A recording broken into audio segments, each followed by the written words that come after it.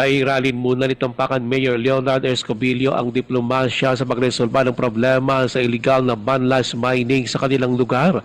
Kaya ayon kay Escobillo ay patatawag nito ang mga financier ng illegal mining sa Tampakan. Ito ayon pa kay Escobillo ay para kausapin at kumbinsihin na ititigil na ang illegal na gawain.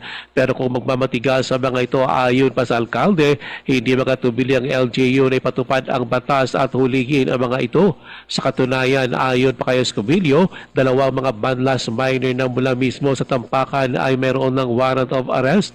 Gayunpaman ayon sa alkalde, naniniwala siyang mayroon silang financier at ito ang nais niyang malaman. Mga financier, yung mga taga-Tampakan man lang, mostly mga utod ng mga tribo. Pero I believe may mga tao sa likod sa ilang taga-gawas. So ako po gusto ko ma-determine. Invite na natin for diplomacy. Hopefully makumbinsi ta. Pero kung hindi, our hands are tied. We have to do our job. Si Tampakan Mayor Leonard Escobillo, Ruel Osano, NBC Bida Balita.